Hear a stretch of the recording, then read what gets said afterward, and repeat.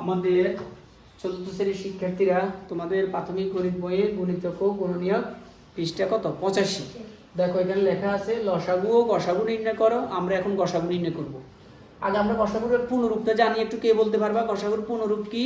গতি কি বলো? গরিষ্ঠ সাধারণ গুণনীয়। গুণনীয়।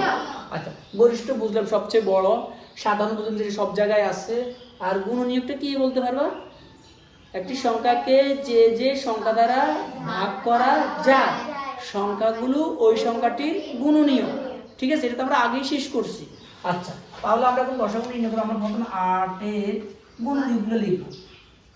গুণনীয়।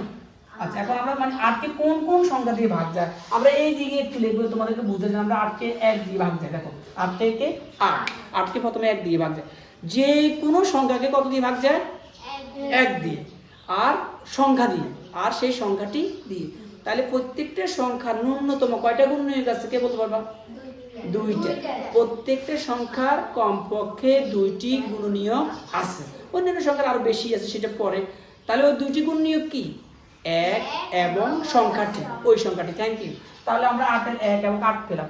এবার আমরা চিন্তা করব আর কি যায়। হ্যাঁ, জোড় সংখ্যা 2 দিয়ে যায়। 2 দিয়ে গেলে 4 দুগুণে 8।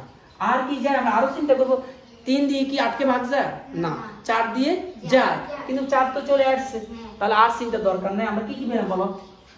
1 2 4 8 শেষ। আর কোনো গুণনীয়ক 8 এর কোনো গুণনীয়ক নেই।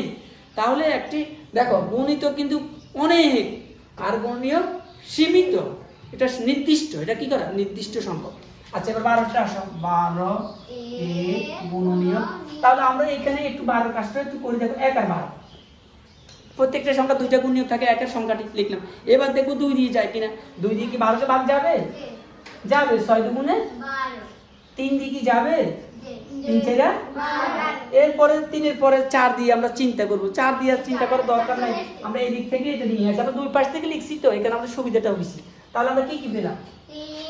1 2 3 4 6 8। তাহলে আমাদের এইটাও গেল।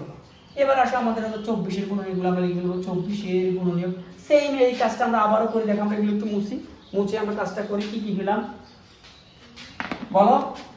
বলো 1 আর কত? 12। প্রত্যেকটা সংখ্যার 1 এবং সংখ্যাটি হলো তার গুণনীয়ক লিখলাম। প্রথমে 2টা লিখে ফেলছি। 2 দিয়ে যাবে?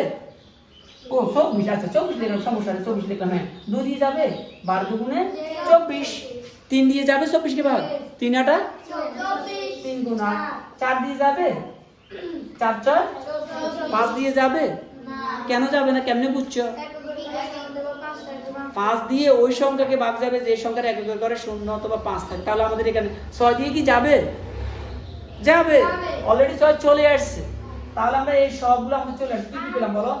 1 2 3 4 6 8 12। তাহলে আমরা কি করলাম? সবগুলো গুণনীয়ক নিয়ে আসছি। এবার সহজে আমরা কি করব বলো? আমরা এবার সাধারণ গুণনীয়কগুলো লিখব। তোমরা সাধারণ গুণনীয়কগুলো ঠিক করো। 8 12 24 এর সাধারণ গুণনীয়ক। বলো সাধারণ গুণনীয়কগুলো একটু বলো তো দেখি। কি কি পেলো? তো কি কি পেয়েছো তোমরা? কি কি পেয়েছো? আমরা একটু দাগ দিই। 1 পেলাম। 2। আচ্ছা, আমরা এখান থেকে 1 পেলাম, 2ও পেলাম। কেমন? আচ্ছা হ্যাঁ, তারপরে 4ও পেলাম নাকি? 3ও? আচ্ছা হ্যাঁ, 3ও জায়গায় আছে, 4ও পেলাম। এরপরে আর আছে না? আর নাই? না। তাহলে কি কি পেলাম?